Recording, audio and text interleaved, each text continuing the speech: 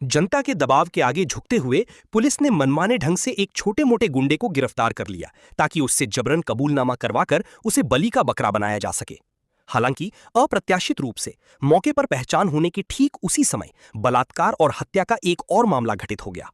तुरंत ही जनता के आक्रोश की एक नई लहर उठ खड़ी हुई और पुलिस को जांच दोबारा शुरू करने के लिए मजबूर होना पड़ा। इस बार पीड़िता एक हाईस्कूल की छात्रा थी।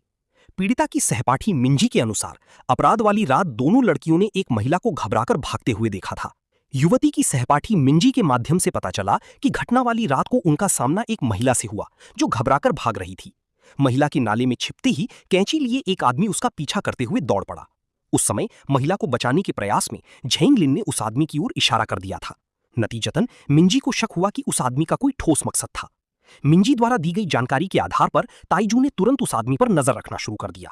उस शाम संयोगवश उन्होंने उस व्यक्ति को एक बार फिर कैंची से एक महिला पर हमला करते हुए देख लिया। सौभाग्य से ताइजू और उसका साथी समय रहते पहुंच गए और उन्होंने हस्तक्षेप करके उसे रोक दिया। हालांकि जब वे उस व्यक्ति को पूछताछ के लिए पुलिस स्टेशन ले गए तो उन्हें पता चला कि वे दोनों वास्तव में पति पत्नी थे। इसके अलावा कैंची लहराना महज अपनी पत्नी को डराने का एक प्रयास था। उस रात जियोंगलिन और उसके साथी के साथ हुई घटना के बारे में उस व्यक्ति ने जोर देकर कहा कि यह महज एक संयोग था। उस रात झेंगलिन और उसके साथी से हुई मुलाकात के बारे में उस व्यक्ति ने दावा किया कि यह महज एक संयोग था।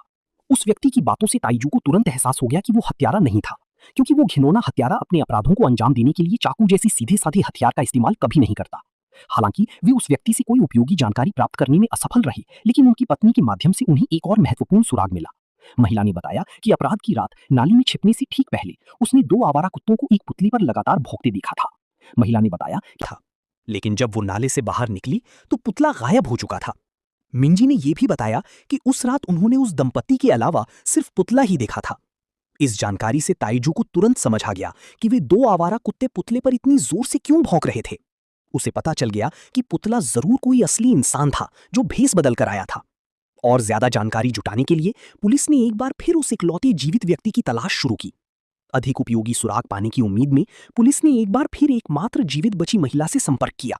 शुरुआत में महिला कोई भी जानकारी देने से हिचकिचा रही थी, लेकिन तभी ताइजू ने खुलासा किया कि हत्यारे ने पहले ही 4 युवा लड़कियों की बेरहमी से हत्या कर दी थी। तभी उसने आखिरकार उस रात की घटनाओं का ब्यौरा दिया।